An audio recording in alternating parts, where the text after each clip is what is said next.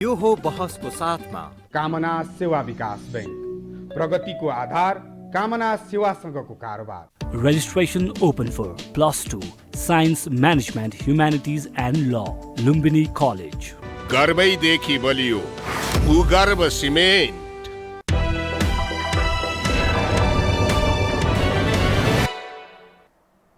नमस्कार, यो बहसमा म यहाँहरूलाई हार्दिक स्वागत गर्दछु। जीवराम भण्डारी। आज यहाँहरू सामुन्ने उपस्थित हुनुहुन्छ रामप्रसाद खनाल। उहाँ अध्यक्ष हुनुहुन्छ अन्तर्राष्ट्रिय कलाकार मञ्चको। उहाँ वासिङटन डिसीमा बस्नुहुन्छ। उहाँसँग आज म एउटा बहुप्रतिभाको धनी रामप्रसाद खनाल, एउटा पत्रकार, एउटा लेखक, एउटा गायक, त्यो विहङ्गम खालको व्यक्तित्व छ।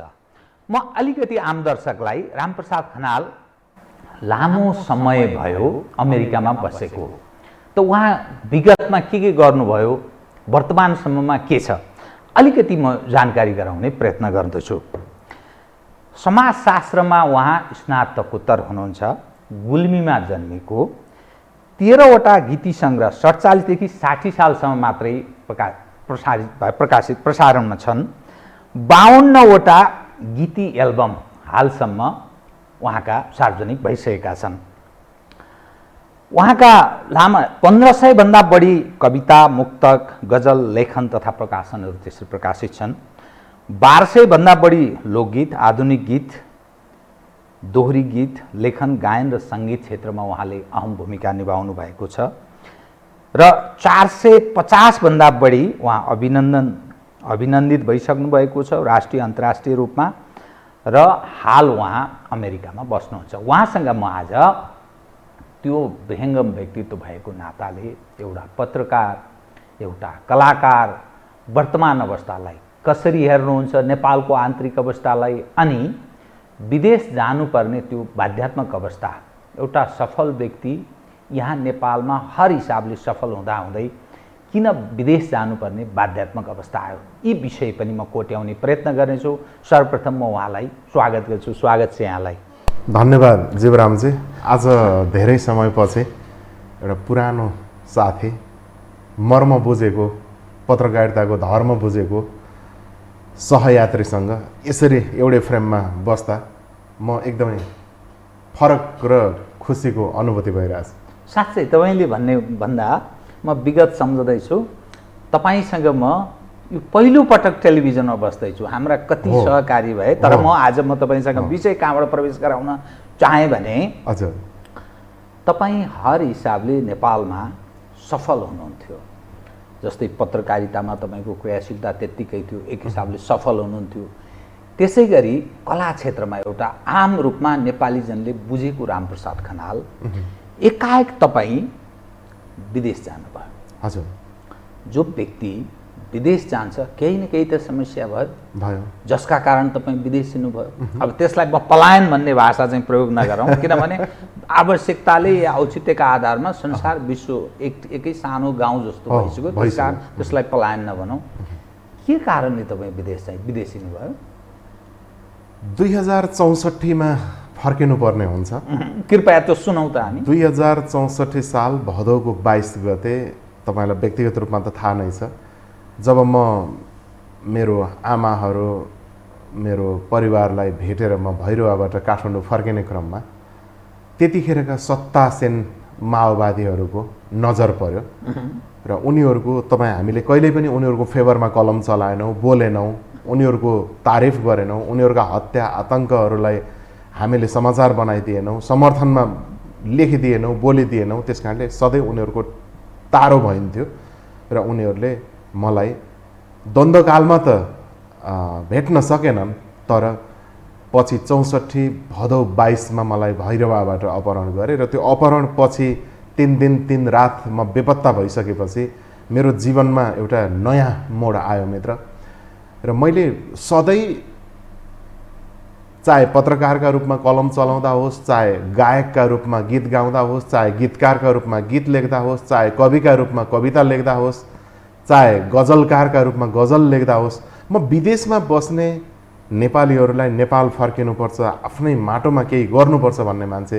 जब मेरो जीवन को एउटा चाहिँ नयाँ मोड आयो। सबैभन्दा मान्छे स्वार्थी भइदिँदो रहेछ, किनभने बाँच्नु त पर्यो नि, बाँच्न पाउनुपर्छ, पाउनुपर्छ।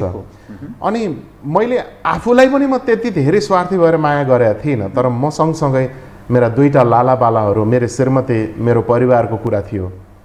अनि मैले सोचेँ यो देश साँच्चै सतीले श्राप गरेको देश रहेछ, यहाँ राम्रो गर्नेहरूलाई बाँच्न बस्न खान रहेनछ।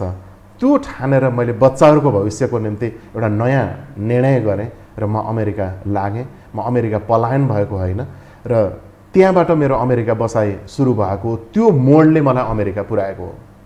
त्यो अपहरणका बेला तपाईँलाई जसरी अपहरण गरे नि त्यसको केही सुनाइदिनुहुन्छ? अब बुटोलबाट, मेरो घरबाट म भैरुवा एयरपोर्टतिर जाँदै थिएँ काठमाडौँ आउनको लागि। हामी गाडीमा आइरहेका थियौँ, अगाडि पनि पछाडि पनि पुरै घेरा हालेर फिल्मी शैलीमा अहिलेका प्रचण्ड बाबुराम, अहिले त के राजनेता भन्ने चलन छ के अरे उहाँहरूलाई यहाँ। म चाहिँ राजनेता मान्दिनँ, उहाँहरूलाई विशुद्ध त्यो अपराध कर्मका नायकीहरू भन्छु। र उहाँहरूका जत्थाले अगाडि र पछाडिबाट घेरा हालिसकेका रहेछन् र उनीहरूले एयरपोर्ट पुग्नुभन्दा अगाडि मलाई बिच बाटोबाटै अपहरण गरे र हात बाँधिएका थिए, आँखाहरू बन्द थिए र मलाई थाहा छैन कहाँ लगियो, के गरियो। तर 3 दिन 3 रात पछिको त्यो अपहरण पछिको रामप्रसाद खनालले 6 महिना फेरि नेपाल बसेरै हेऱ्यो।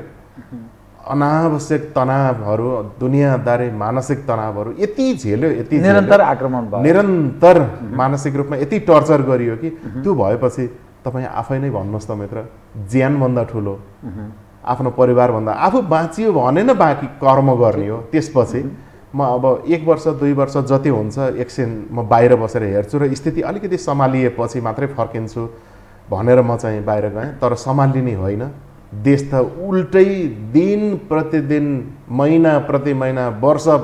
मैले तपाईँलाई यति भनौँ 64 को अन्तिमतिर म अमेरिका बसेँ।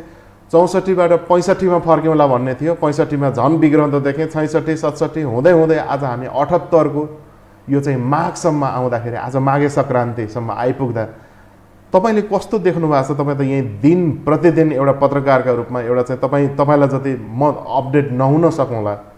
14 वर्ष भएछ होइन? 14 वर्ष विदेश हो र म आउने जाने गरिरहेको छु नेपालमा। हरेक साल आउनुहुन्छ? म हरेक वर्ष आउँछु। के चिजले आकर्षित गर्छ र आउने जाने गर्नुहुन्छ? मित्र, तपाईँ हामी जुन पेसामा छौँ, यो पत्रकारिताको यो नसा अचम्मको नसा हुँदो रहेछ, कलाकारिताको नसा अचम्मको नसा हुँदो रहेछ, माटोको माया यस्तो हुँदो रहेछ, त्यसले यसरी तान्छ नि, सबै चिज छोडेर बस्न मन लाग्छ। तर यो स्वर्ग जस्तो देश, यति राम्रो देश के छैन यहाँ? तर यति राम्रो स्वर्ग जस्तो देशलाई यी कुशासनका मतियारहरूले जब नर्क जस्तो बनाइदिन्छन्, तब धेरै रामप्रसाद खनालहरू, लाखौँ लाख रामप्रसाद खनालहरू एनआरएन बनेर विदेशमा बस्न बाध्य छन्, पराया जस्तो बनेर बस्न बाध्य छन्। तर हरेक रामप्रसादहरूमा यो माटोप्रति माया छ, त्यही माटोको आकर्षणले अहिले तपाईँ हामी पनि यहाँ छौँ। स्वर्ग जस्तो सुन्दर देश नेपाल तपाईँले भन्नुभयो कि, तर हरेक त्यो ड्रिम कन्ट्रीको रूपमा नेपाली युवा पुस्ता, खास गरी पछिल्लो पुस्ता, त्यो 7 समुद्र पारीको देश अमेरिकालाई एउटा सपनाको सहरको रूपमा सजाएर बस्छ। हर कोही व्यक्ति त्यतातर्फ जान आकर्षित, लालच छ। त्यो के चिजले लालच छ? तपाईँले कस्तो पाउनुभयो अमेरिका?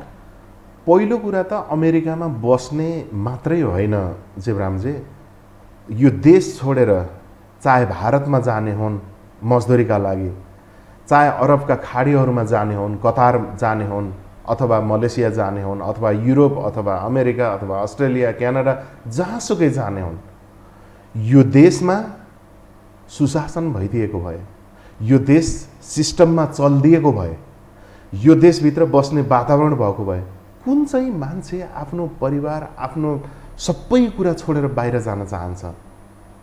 असाध्यै गम्भीर कुरा छ मित्र।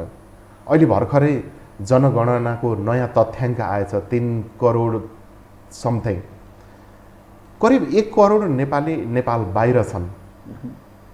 र मैले संसारका 34 भन्दा बढी राष्ट्रमा गएर एउटा पत्रकारको रूपमा भिजिट गर्दा होस् अथवा कलाकारको रूपमा स्टेज सोहरू गर्दा होस्, कार्यक्रमहरू गर्दा होस्, मैले जति नेपाली भेटेको छु आजसम्म मैले एउटा पनि त्यस्तो नेपाली भेटेको छैन जो रहरले विदेशीको होस्। सबै आफ्ना कहरहरू छन्, तर त्यो कहर जसलाई पर्यो तिनलाई मात्रै थाहा हुन्छ। हरेक दिन तपाईँ हाम्रो अन्तर्राष्ट्रिय विमानस्थलले बन्द बाकसमा फर्केका लासहरूलाई स्वागत गर्न बाध्य छ काठमाडौँमा। कति दुःखद कुरा छ। म अस्ति अमेरिकाबाट आउँदै गर्दा लासका केही बाकसहरू त्रिभुवन अन्तर्राष्ट्रिय विमानस्थलमा तपाईले हामीले पनि देख्यौँ र ती बाकसहरू समाएर रुने चेलीहरू, ती बुढी आमाहरू, ती बाबाहरू, तिनका परिवारजनहरू, तिनका लालाबालाहरूको जुन त्यो रोदन देख्यौँ, म आफै रुँदै म घर पुगेँ। तर यो देशका शासकहरूलाई त्यसले पोल्छ या पोल्दैन मित्र म भन्न सक्दैन। सायद त्यो कुराले पोल्ने भएको भए देश परिवर्तन भइसक्नु पर्थ्यो। म बाहिर बसेको पनि 14 वर्ष पुरा भइसकेको छ। 14 वर्षको मेरो वनवास भन्छु मैले यसलाई। म एक प्रकारको हुन त म आउने जाने गरिरहेको छु, मेरा कर्महरू गरिरहेको छु, मेरा सम्पूर्ण मेरा आफ्ना मैले नेपालमा बसेर गर्ने धर्म पनि मैले उहीँबाट पनि निर्वाह गरिरहेको छु। तर मैले कुनै परिवर्तन देखेको छैन।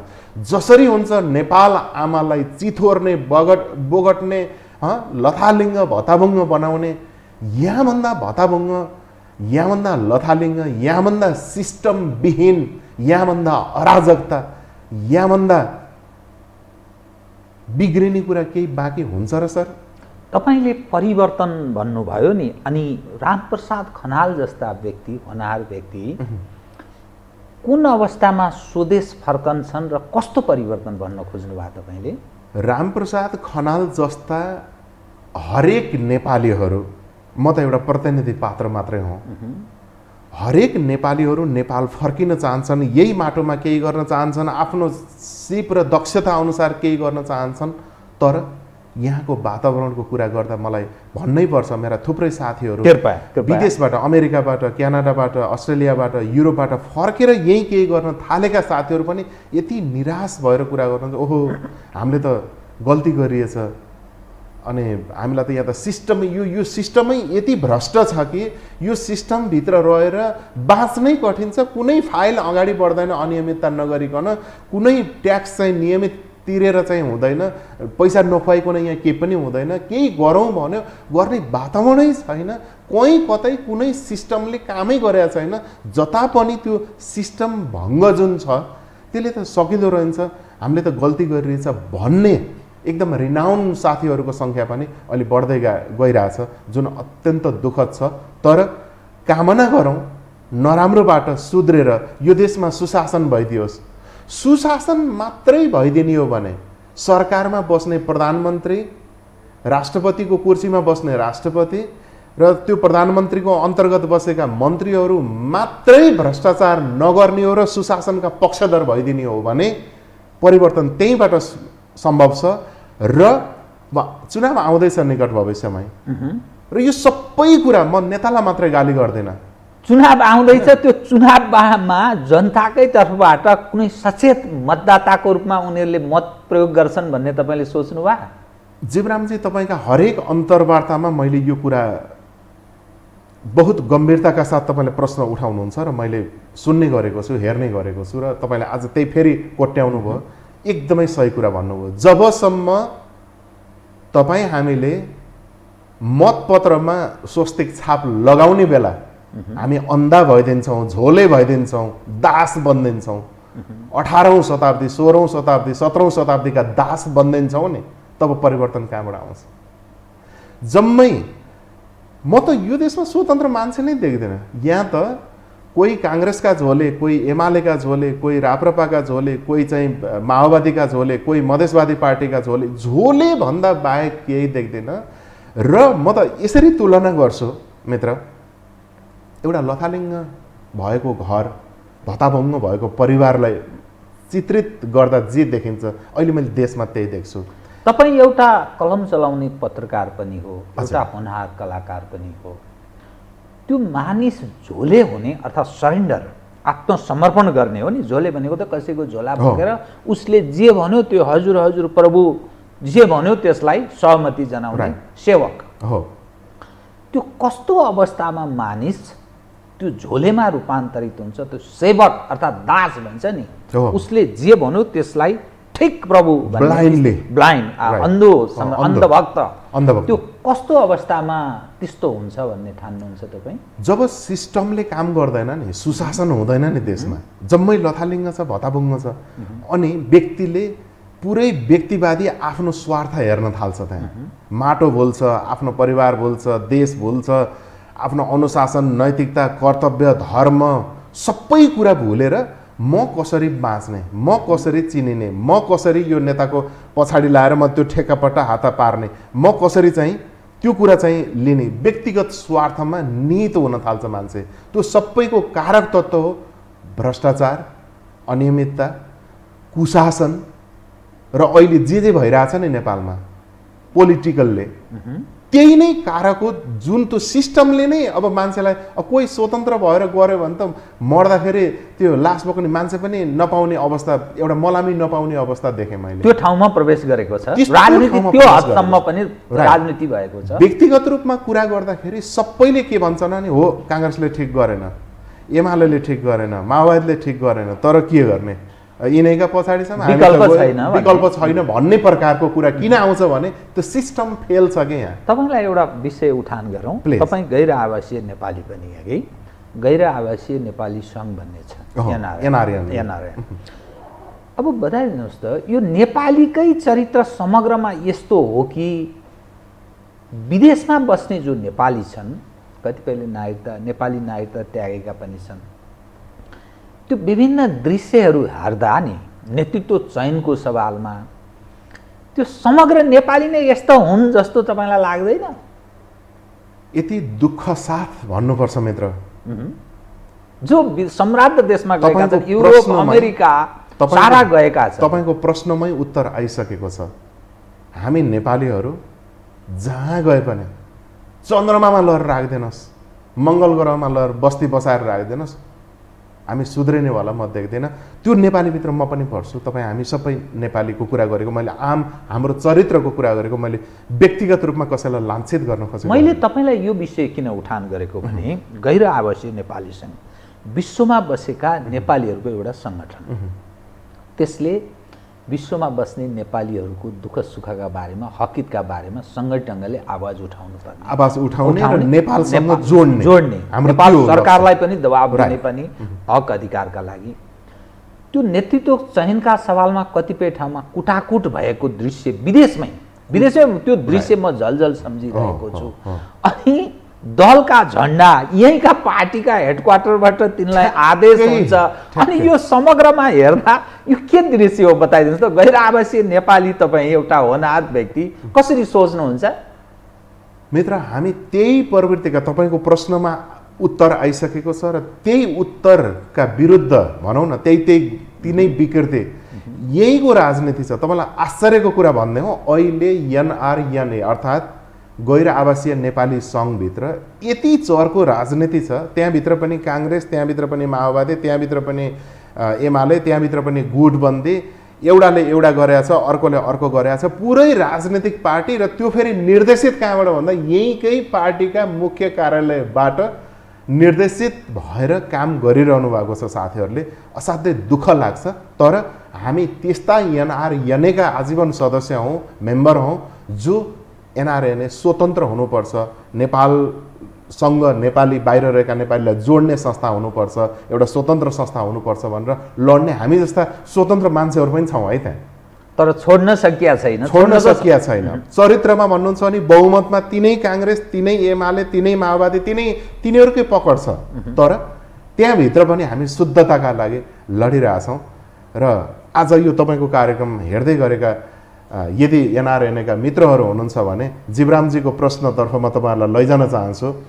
हेर्नुहोस्, नेपालको फोहोरी राजनीतिमा एनआरएनएलाई नमोछौँ र आगामी दिनमा हामीले यसलाई चाहिँ अलिकति शुद्धतातिर लैजानुपर्छ भन्ने कुरा उहाँको प्रश्नमा पनि यो कुरा झल्किएकोमा तपाईँलाई धन्यवाद दिन चाहन्छु जीवरामजी। म तपाईँलाई नि अब भनिन्छ 5 लाखभन्दा बढी नेपालीहरू अमेरिकामा बसोबास गर्दछन् सुनिन्छ। अब त्यो कतिपय डाटा चाहिँ डाटा छैन, तथा 4 देखि 4.5 लाख हाम्रो अनुमान भनिन्छ छ हैन।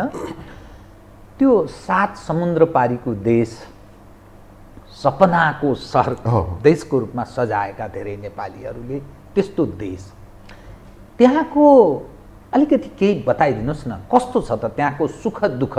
जो सपना सजाएर जान्छन् कस्तो बेहोरिन्छ, कस्तो भोगिन्छ, के छ त्यहाँको अवस्था, नेपालीहरूको खास गरी अवस्था? अब अमेरिकाको कुरा गर्नुभयो हुनाले अमेरिका एउटा सिस्टममा चलेको देश हो। त्यहाँभित्र पनि नराम्रा पक्ष केही होला, तर ती नराम्रा पक्षहरूलाई सिस्टमले आफै ट्र्याकमा ल्याउँछ। नियम कानुनभन्दा बाहिर त्यहाँको राष्ट्रपति पनि जान सक्दैन, र राष्ट्रपति पनि गयो भने उसलाई पनि महाभियोग लाग्छ भन्ने कुरा भूतपूर्व राष्ट्रपति डोनाल्ड ट्रम्पको केसलाई तपाईँले हेर्नुभयो भने तपाईँलाई प्रश्न हुन्छ। र अहिले पनि अहिलेका राष्ट्रपति जो बाइडेनको कुरा गर्नुहुन्छ भने पनि उनले बोलेका हरेक कुराहरूको हरेक हप्ता हरेक महिना पब्लिकले त्यसलाई कसरी लिइरहेछ त्यहाँ चाहिँ त्यसरी त्यसको चाहिँ एउटा मूल्याङ्कन हुन्छ र चाहिँ पब्लिकको के छ त्यहाँ उसको बारेमा के भइरहेछ त्यहाँ सर्वेक्षणहरू भइरहेको हुन्छ र सर्वेक्षण अनुसार त्यो सिस्टम यस्तो छ कि त्यो सिस्टमभन्दा त्यो लिगभन्दा बाहिर कोही जानै सक्दैन। नियम कानुनलाई नागेर त्यहाँको राष्ट्रपतिले पनि केही गर्न सक्दैन, गऱ्यो भने पनि कारबाहीको दायरामा आउँछ। अब हाम्रो नेपालको कुरा गर्नुहोस्, हामीले त त्यो कुरा सोच्यौँ भने कति टाढाको कुरा छ। यहाँ त सोर्स फोर्स बिना केही पनि हुँदैन, सत्तामा भए केही पनि चाहिँदैन, नियम कानुन के छ त्योसँग कसैलाई मतलब पनि छैन। त्यस कारणले अमेरिका र नेपालको त तुलनै हुन सक्दैन अघि। र त्यो सुशासन भन्ने कुरा के हो, सरकार भन्ने कुरा के हो भन्ने कुरा अझै यो कोभिडको बेला मैले अझै नजिकबाट निहाल्न पाएँ।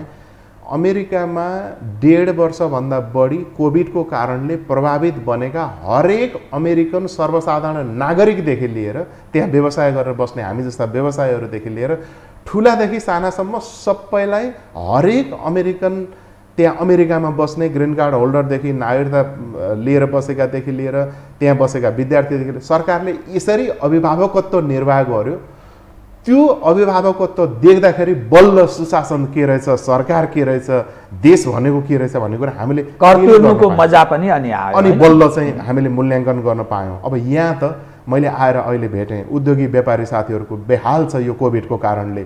अरू सर्वसाधारणको के कुरा गर्नुहुन्छ र? यो देश त केही मुठ्ठीभर मान्छे र हुने खानेहरूका लागि मात्रै स्वर्ग हो। 95% म भन्छु 95% जनताहरू म कसरी बाँचिरहेका छन् म अचम्म लाग्छ। अभिभावकविहीन अवस्था, अभिभावकीय भूमिका राज्यले निर्वाह खानो बिनाको घरमा बसिरहेका छन्। अघि एउटा अझै म चाहिँ एउटा त्यो परिवारको उसमा उदाहरणमा जान चाहन्छु। एउटा राम्रो परिवार जहाँ चाहिँ बाबुआमा छोराछोरी नाति नातिना सबै मिलेर बसेको हसखुस परिवार, घर छ, घर मुनि बारी छ, बारी मुनि खर्यान छ, खर्यान मुनि खेत छ, सबै किलकाँटा मिलेको छ, यति राम्रो परिवार छ। तर कसैको आँखा लाग्छ, बाबुआमा घरबाट निकालिन्छन्, तिनै दुष्ट छिमेकीहरूको कुरा सुनेर छोरा बुहारीहरू भाँडिन्छन्, नाति नातिनाहरू भाँडिन्छन्, बाबुआमा घरबाट निकालिन्छन्। छानो हावाले उडाइसकेको छ, न त्यो छानोले पानी छेक्न सक्छ, बर्सात होइन न छेक्न सक्छ, न गर्मी छेक्न सक्छ। आज मैले ठ्याक्कै त्यही मेरो नेपाल, मेरो माटो, तपाईँ हाम्रो माटोको अवस्था मैले त्यही देखिरहेको छु। नेपाल आमा रोइरहेको देख्छु। नेपाल आमामाथि यसरी बलात्कार भएको छ, यसरी बतासहरू चलिरहेका छन्, यसरी हावाहुन्डरीहरू आइरहेका छन् एकपछि अर्को गर्दै। र काठमाडौँकै कुरा गर्नुहुन्छ भने खै हाम्रो टुँडी खेल, खै हाम्रो बालुवाटार, खै हाम्रो राजदरबार, पहिलाको राजदरबार जहाँ चाहिँ सङ्ग्रहालय बनाउने भन्थे, खै कहीँ कतै कुनै केही कुराले मलाई एउटा राम्रो भएको देखाइदिनुहोस् त। सरकारी स्तरबाट भएको, प्राइभेट सेक्टरले राम्रो गरेका छन् केही सेक्टरमा, तर सरकारले गरेर राम्रो भएको मलाई एउटा मात्रै दिइदिनुहोस् त। अहिलेको वर्तमान प्रधानमन्त्री शेरबहादुर देउवा, तपाईँ हाम्रा प्रधानमन्त्री शेरबहादुर देउवा 5औं पटक प्रधानमन्त्री हुनुभयो। आज म तपाईँको टेलिभिजनबाट 6औँमा कसरत गर्दै अब 7औं पटक पुग्ने उहाँ सपना छ ज्योतिषीले भने आधारमा। मलाई एउटा मात्रै एउटा यस्तो उदाहरण देखाइदिनुहोस् मित्र, जहाँ चाहिँ शेरबहादुर देउवाले 5 पटक प्रधानमन्त्री हुँदाखेरि एउटा यो त राम्रो गर्नुभयो भने मलाई एउटा देखाइदिनुहोस्। केपी शर्मा ओली कतिचोटि प्रधानमन्त्री हुनुभयो, कति समय हुनुभयो, उहाँले गरेको एउटा राम्रो काम देखाइदिनुहोस्। के कोठामा बसेर कम्प्युटरको कीबाट देशभरिका बाटा उद्घाटन, देशभरिको यो योजना उद्घाटन भनेर बटन थिच्नु नै उपलब्धि हो, समृद्ध नेपाल हो भने मलाई भन्नु केही छैन। तर व्यवहारमा देखिएका कुराहरू केही छन् र? माधव कुमार नेपालजी, प्रचण्ड, बाबुरामहरू, झलनाथजीहरू अहिले सिनमा रहेका देशको बागडोर सम्हालिसकेका मान्छेहरूदेखि सम्हालिरहेका मान्छेसम्म आउनुहोस् र मलाई एउटा राम्रो उदाहरण दिनुहोस् त।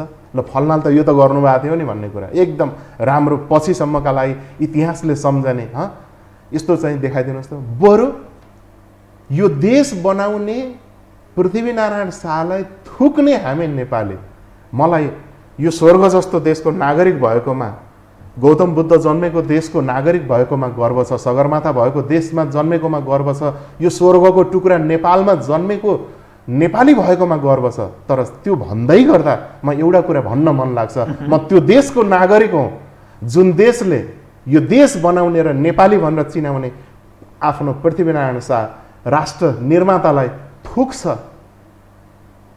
त्यस्ता थुक्नेहरू, ती भुक्नेहरू, उनलाई नै महासामन्त देख्नेहरूको त्यस्तो जमातको म पनि एउटा नेपाली हुँ भन्दा मलाई लाज पनि लाग्छ मित्र।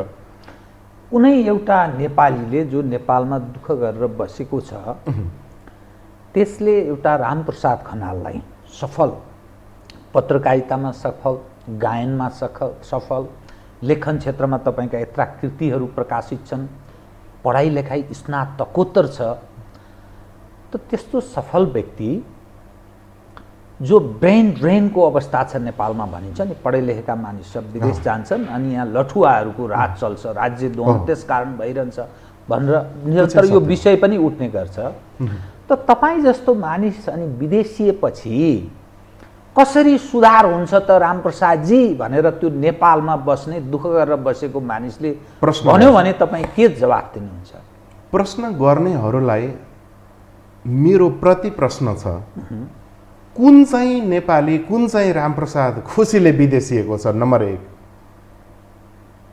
अमेरिका भन्दा, युरोप भन्दा, अस्ट्रेलिया भन्दा, क्यानाडा भन्दा मान्छे किन आकर्षित हुन्छ? यदि हामीले हाम्रो देश राम्रो बनाउन सके भए विदेशी हाम्रो नेपालप्रति पो आकर्षित हुन्थ्यो कि हामी जानै नपर्ने अवस्था पनि हुन्थ्यो कि?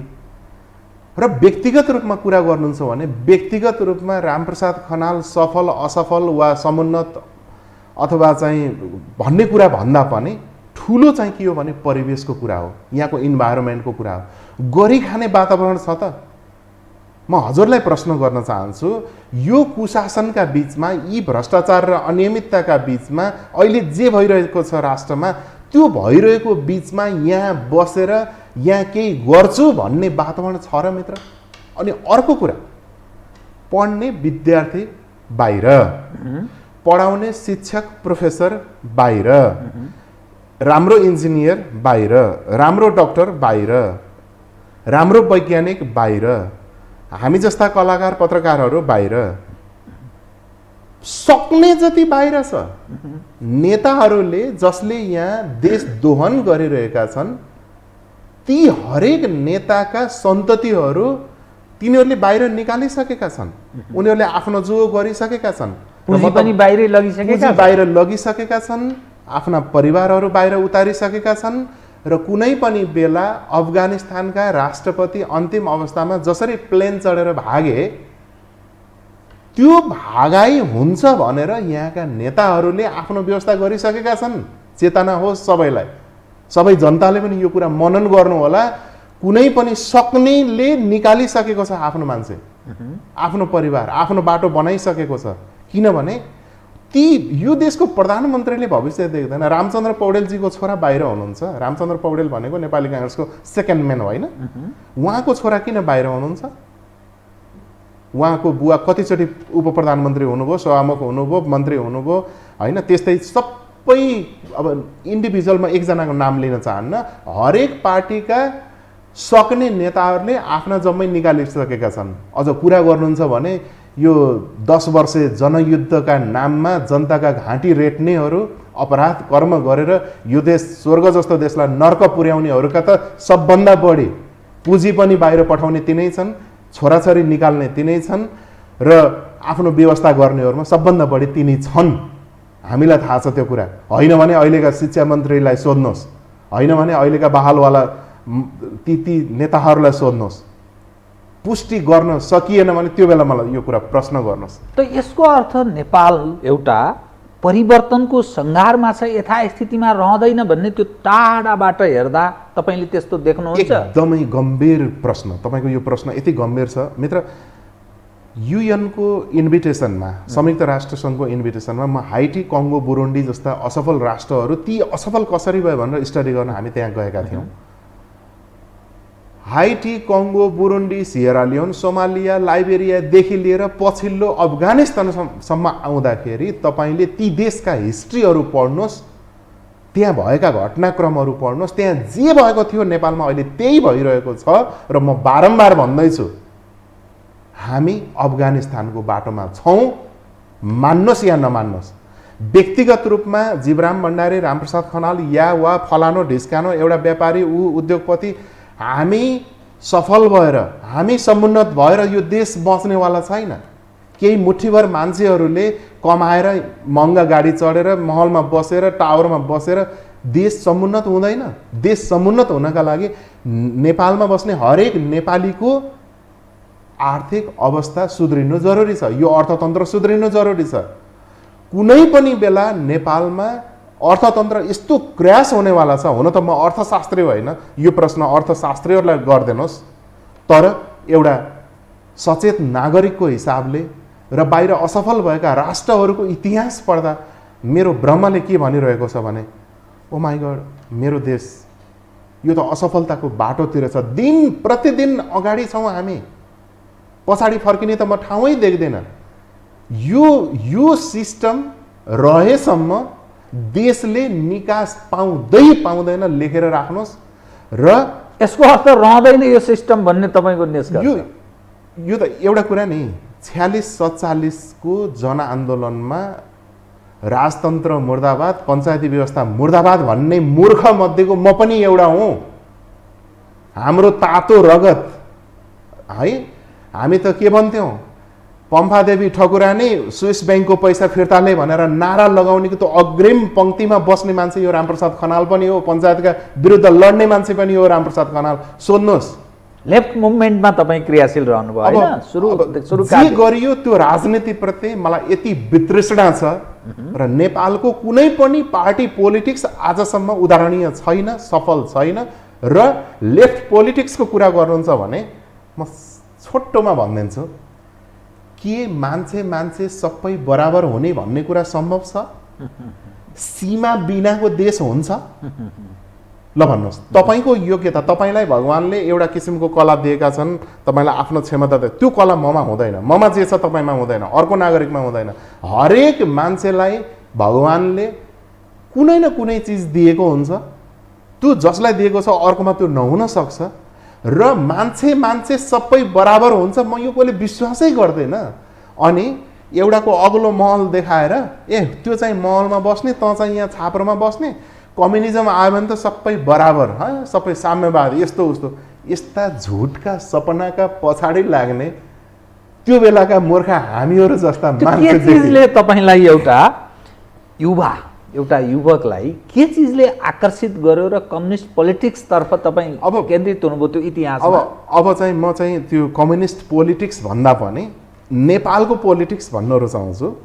नेपालमा बिक्ने नै झुटो कुरा, नभएको कुरा, नहुने कुरा, नसक्ने कुरा र अनि भ्रमित हुन्छन्। अनि तपाईँ अहिले सडकमा भारी बोकेर हिँड्ने एकजना भरियालाई के को भारी बोके, साला यिनीहरूले तिमीलाई भारी बोकाउने, तिमीले यिनलाई बोकाउने हुनुपर्छ भन्ने हो नि, त्यो बम किन थाल्दैन?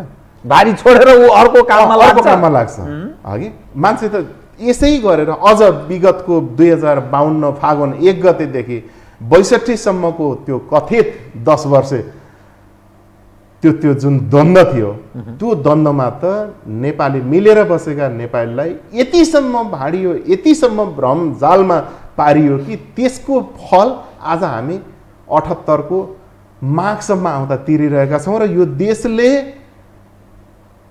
अनवरत रूपमा पछिसम्म दीर्घकालसम्म त्यसको मूल्य चुकाउनु पर्नेछ चेतना भए। तथापि एमालेको महाधिवेशन नारायणीको किनारमा कति 5 लाखभन्दा बढी भए भनेर प्रचार गरे, आम सञ्चारको कुरा। काङ्ग्रेसको महाधिवेशन पनि भयो। काङ्ग्रेस के दाबी गर्छ भने 9 लाख लगभग हाम्रा क्रियाशील सदस्य भए भनेर दाबी गर्छ। एमाले पनि त्यत्तिकै दाबी गर्छ। माओवादी केन्द्र पनि कहाँ हामी त्योभन्दा तिनीहरूभन्दा कमजोर छौँ र भन्छ। अरू पनि अरू मधेसवादी दल भए। यो प्रबुद्ध नागरिक, बुद्धिजीवी, पढे लेखेका, डाक्टर, इन्जिनियर, प्राध्यापक, शिक्षक, वकिल, पत्रकार, अरू यस्तै जो नागरिक समाजका अगुवा भन्छन्, ती सबै निरन्तर एडभोकेसी गर्छन्, पार्टीका सदस्यता ग्रहण गरेर दौडेका छन्। यी सबै के हुन् त तपाईँ बताइदिनुहोस् त। यत्रा मानिस छन्, यो त हेर्दा त आदि जस्तो जनसङ्ख्या राजनीतिक दलसँग आबद्ध छन् भन्ने अर्थ लाग्छ।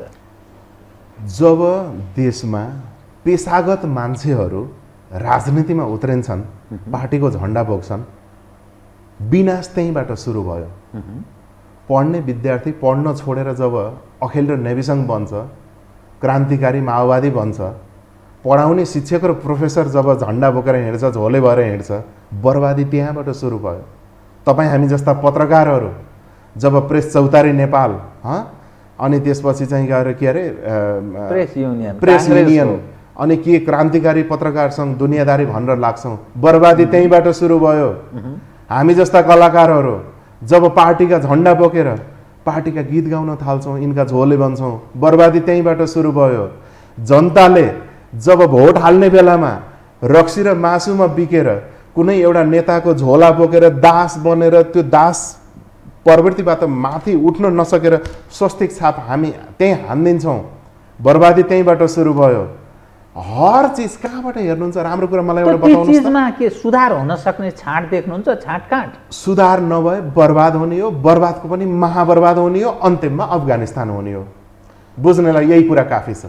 तपाईँ जब अपहरणमा पर्नुभयो, तपाईँ जीवन मरणको दोसाँध अर्थात् त्यो त्रासमय अवस्थाबाट गुज्रनुभयो र आफ्नो देश नेपालमा तपाईँ सफल व्यक्ति, तर आफ्नो देश छोडेर विदेश जानुपर्ने स्थिति भयो, लालावाला च्यापेर जानुपर्ने भयो। त्यो त्यस बेलाको स्थिति सम्झी ल्याउँदा तपाईँले जीवनमा जब त्यो जीवन मरणको दोसाँधको स्थितिमा कस्तो महसुस गर्नुभयो? मैले फेरि त्यही पुरानो उक्ति मैले किन यो सम्झाएको भने त्यो मानिसको एउटा महसुस हुन्छ। यो देशमा मित्र तपाईँ होस्, म होस्, अर्को होस्, अर्को होस्, गरी खाने वातावरणै छैन भन्ने कुरा देखिन्छ। एक दोस्रो कुरा, राम्रो गर्नेलाई हगि यो देश त मरिसकेपछि फुल चढाउनेहरूको देश हो, यो मरिसकेपछि बयान गर्नेहरूको देश हो। जिउँदो छन्जरी अपमान र मरेपछि सम्मान गर्नेहरूको देश हो। तपाईँ हामी त्यो देशका नागरिक हौँ, दुःख साथ भन्नुपर्छ।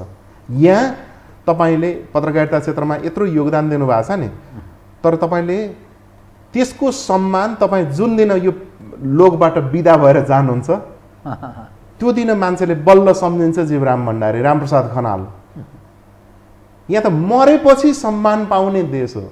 राम्रो कुरा गर्नेलाई त यहाँ त बाँच्न खान कुनै अर्थमा पनि छँदैछ नि। यहाँ त ढाँट्नुपर्छ, छल्नुपर्छ, चोर्नुपर्छ, घाँटी रेट्नुपर्छ, अपहरण गर्नुपर्छ, ठगी गर्नुपर्छ।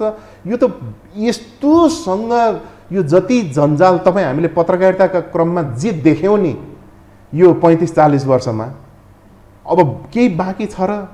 यो सिकाउँछ कसले? जो शिक्षाको हामी कुरा गर्छौँ नि, विश्वविद्यालयहरू छन्, स्कुलहरू छन्, यत्रो पढे लेखेका मानिस छन्, तथापि त्यसका बावजुद पनि यो अवस्था छ जुन तपाईँले भन्नुभयो नि, यो कसले कसरी किन संसारका हरेक मानिसमा त्यस्तो हुँदैन, यहीँकामा किन त्यसरी विकास हुन्छ?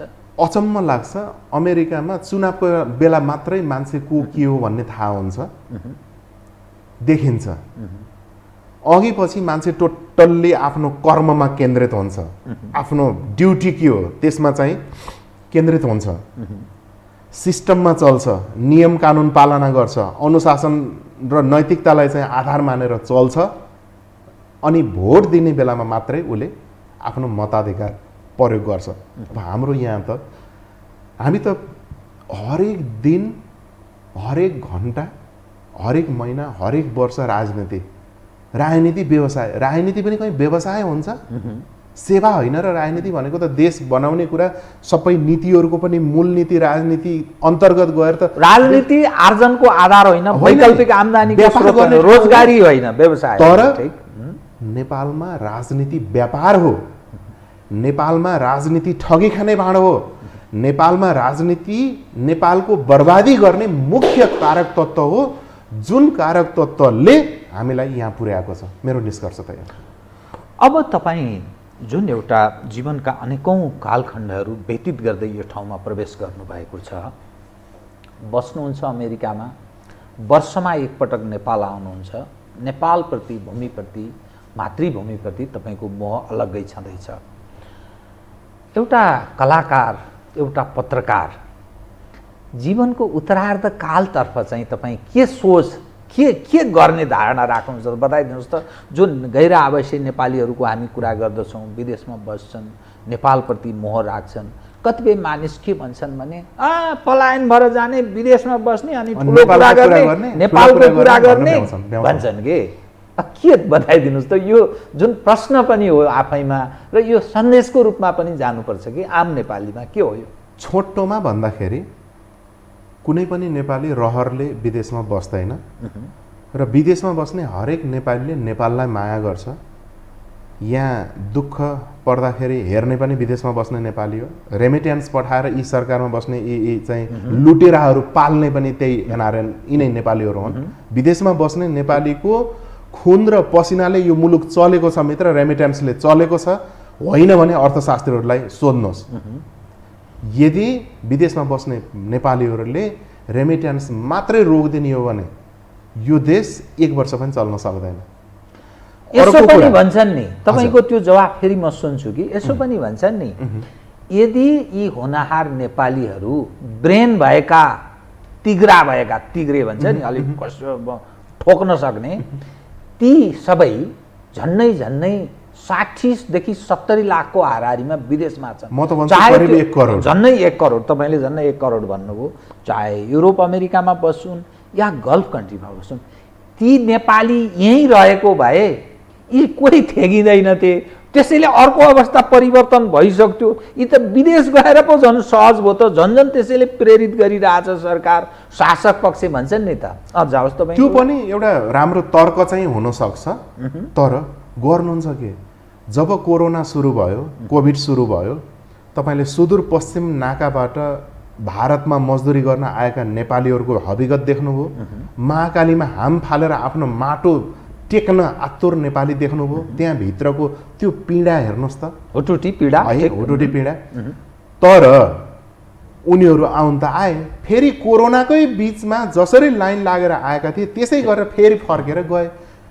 खान त पर्यो नि साथी, बाँच्नु त पर्यो नि।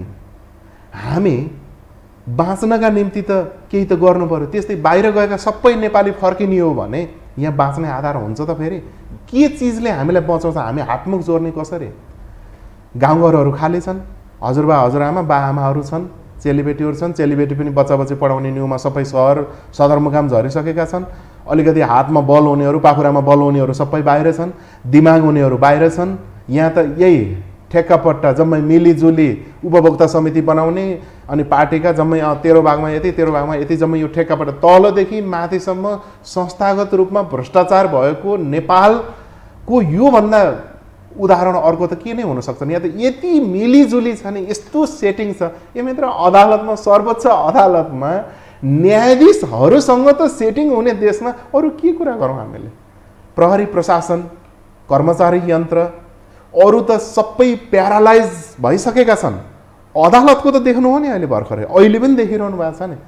सर्वोच्च अदालत जहाँ तपाईँ हामीले अन्याय पर्यो भने न्याय पाइन्छ भनेर जाने ठाउँ, अन्तिम ठाउँ, त्यो ठाउँमा बसेर न्याय दिने न्यायमूर्तिहरू जब राजनीति गर्छन्, झोले बन्छन्, सेटिङमा चल्छन्, भाग खोज्छन्, अनि सौदाबाजी गर्छन्, त्यो देशमा के अपेक्षा गर्नुहुन्छ? अब त्यसको निम्ति एउटा ज्वार भाटा उठ्नु जरुरी छ त्यो ज्वार भाटा समयले ल्याउँछ, समय बलवान छ। कुनै बेला इराकमा सद्दाम हुसेनले 99% 96% बहुमत ल्याएर राष्ट्रपति पनि जित्ते, तर त्यहाँ कसरी उनी मारिए। लिबियामा गद्दाफी कस्तो छत्र थियो उनको कोही विरोधी भन्ने नै थिएन त्यहाँ, तर गद्दाफीको के हालत भयो। समय बलवान छ मित्र, समयले एक दिन यस्तो उभार ल्याउने छ, त्यो उभारले कसलाई गद्दाफी र कसलाई चाहिँ भनौँ न के अरे हाम्रो इराकको सद्दाम हुसेन बनाउने, त्यो पनि आउला, ढिलो चाँडो हो, समय त बलवान छ। अब तपाईसँग म नि कार्यक्रमको अन्त्यतिर आए, अलिक ध्यान अन्यत्र मोड्न चाहे, एकदम प्लिज। छोटो समयमै सबै विषयमा उठान गर्न चाहे कार्यक्रमको अन्त्यतिर। हजुर। एउटा पत्रकार, एउटा कलाकार, अब तपाईँका योजना के भन्छ नि, एउटा म अब यसो गर्छु यसो गर्छु यसो गर्छु, त अब के छ त तपाईँका योजनाहरू? म नेपाल हुँदाखेरि पनि तपाईँ हामी छापा पत्रकारितादेखि लिएर रेडियो पत्रकारिता, टेलिभिजन पत्रकारिता र पछिल्लो समय अनलाइन पत्रकारितासम्म हामी जोडिएका छौँ। हाम्रो कर्म निरन्तरता छ। म एउटा कलाकार हुँ, गायक हुँ, गीतकार हुँ, एउटा साहित्यकार हुँ। मेरो कर्म मैले आफूले बाहिर रहे पनि मैले त्यसलाई निरन्तरता दिइरहेको छु र भोलि पनि म त्यसलाई निरन्तरता दिन्छु।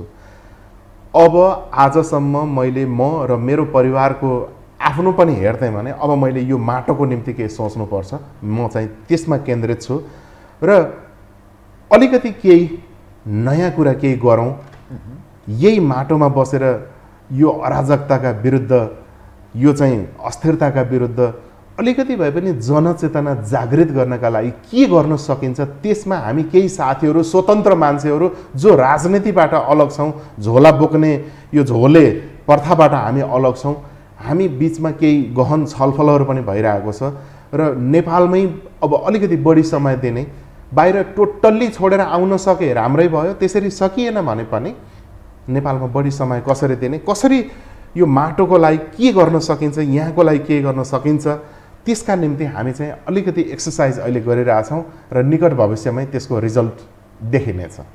तपाईँबाट के गीत पनि हामी सुन्न सक्छौँ कि सक्दैनौँ अहिले? आज म यति अस्वस्थ छु, हिजो पनि बिहान 6 बजेदेखि रातिसम्म म सुटिङमा थिएँ, पुरै घाँटी दुखेको छ। कतिको मलाई ख्याल बनाइरहनु भएको छ?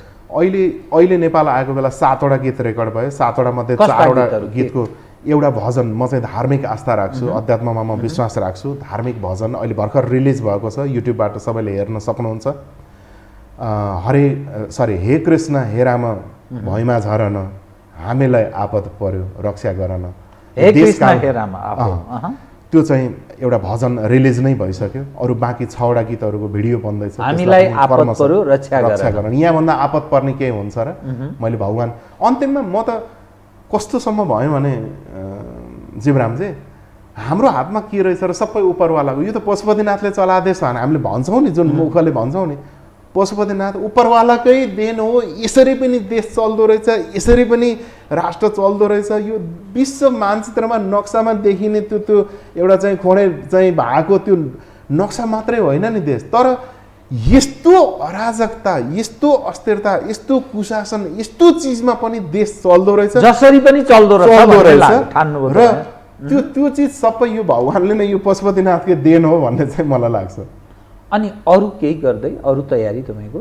अरू हामी चाहिँ एउटा यस्तो एउटा कल्पनामा छौँ, एउटा टेलिभिजन जुन चाहिँ अन्तर्राष्ट्रिय टेलिभिजन, एउटा रेडियो BBC अथवा भोइस अफ अमेरिका टाइपको एउटा रेडियो, अन्तर्राष्ट्रिय रेडियो, एउटा अनलाइन अन्तर्राष्ट्रिय अनलाइन, एउटा छापा, हुन त छापा पत्रकारिताको युग नै अब परिवर्तन भएर अनलाइनमा आयो, तैपनि एउटा छापा पत्रकारिता, छापा पत्रिका एउटा चाहिँ अन्तर्राष्ट्रिय स्तरको त्यो एउटा मिडिया हाउस, ताकि त्यो मिडिया हाउसले झन्डा बोक्ने भन्दा बाहिरका स्वतन्त्र र यो देशलाई माया गर्ने, यो माटोलाई माया गर्ने सबैलाई बोक्न सकोस्, यो देश बोक्न सकोस्, एउटा त्यो प्रकारको थिममा पनि हामी काम गरिरहेका छौँ। तर समय फेरि पनि म भन्छु समय बलवान हुन्छ, हामी त्यसमा अलिकति अगाडि चाहिँ बढेका छौँ, तर समयले के गर्छ हेरौँ।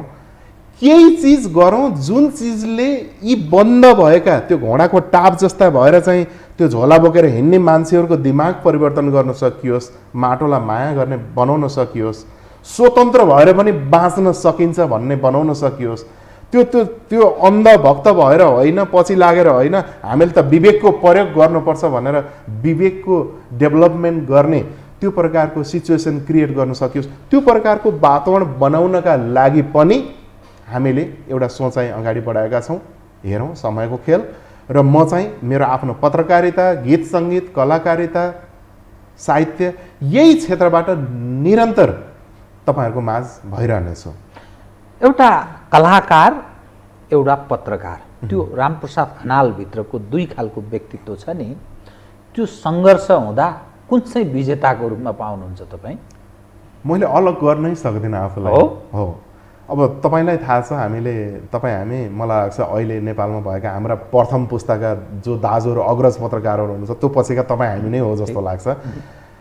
यो नसा रहेछ छोड्न पनि सकिँदैन होइन। आफूलाई केही लाग्यो कि लेख्न मन लाग्ने, आर्टिकलहरू लेख्न मन लाग्ने, बोल्न मन लाग्ने, अहिले हामी जे कुरा गरिरहेछौँ यो पनि त यही निरन्तरता त हो नि। जे चिजमा पनि, कलाकारितामा पनि झनै त्यो यस्तो नसा हुँदो रहेछ कि छोड्नै सकिँदैन। म अमेरिकामा यति व्यस्त लाइफ हुन्छ, तर त्यो व्यस्त लाइफका बिचमा बसेर पनि कविता लेख्छु, गजल लेख्छु, मुक्तक लेख्छु, गीत लेख्छु, गाउँछु।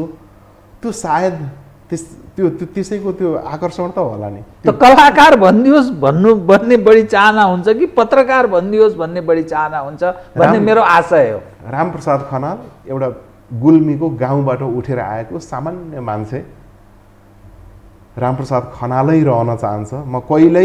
ममा घमण्ड पनि आएन, कहिल्यै म यस्तो ठुलो त्यो कहिले गर्दैन। आम सञ्चार माध्यम, टेलिभिजन, रेडियो, प्रिन्ट, अनलाइन सारा खोल्ने जो सपना सजाउनु भयो, हजुर, साँच्नु भएको रहेछ कि त्यो ड्रिम तपाईँले देख्नु भएको रहेछ।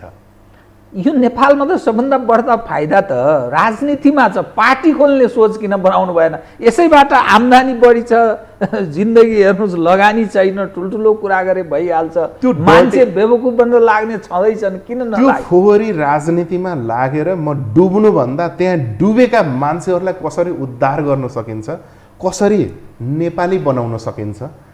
म यहाँ कुनै एमाले, काङ्ग्रेस, माओवादी, फलानो ढिस्कानो, राप्रपा, मधेसवादी होइन। नेपाली हामी त्यो दलदलमा फसेकाहरू, त्यो फोहोरमा फसेकाहरूलाई अलिकति बाहिर निकालेर कसरी धोइ पखाली गर्न सकिन्छ, कसरी चेतना जागृत गर्न सकिन्छ, त्यो विषय मेरो चिन्तनको विषय हो। र मेरा साथीहरूको, हाम्रो टिम छ एउटा, हाम्रो चाहिँ त्यतातिर हामी केन्द्रित छौँ जहाँ फाइदा बिनाको कुरा हामी गर्दैछौँ। हाम्रो लागि एक पैसा आर्जन होइन, त्यो फोहोरी राजनीतिभित्र डुबेका र त्यो डुबेकाहरूले डुबाएको परिस्थितिलाई कसरी सग्लो बनाउन सकिन्छ, सफा पार्न सकिन्छ, त्यतातिर त्यो पनि बिना फाइदा हामी सोचिरहेका छौँ।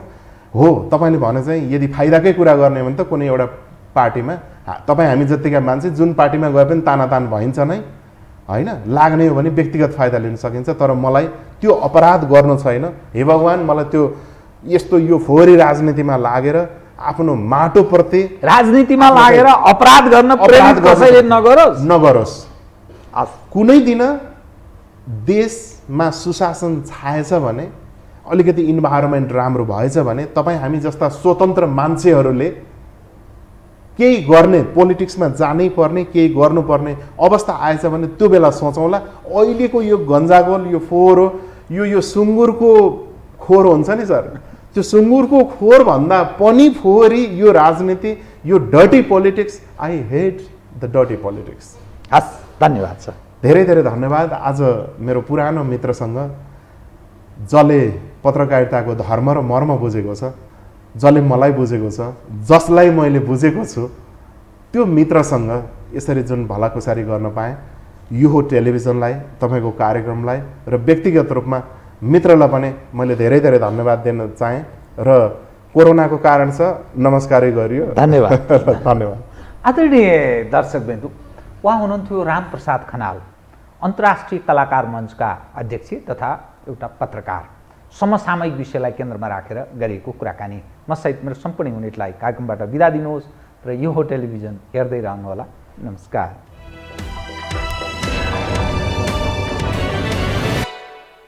यो हो बहसको साथमा कामना सेवा विकास बैंक, प्रगतिको आधार कामना सेवासँगको कारोबार। Registration open for +2 Science Management Humanities and Law, Lumbini College. गर्वैदेखि बलियो भूगर्भ सिमेन्ट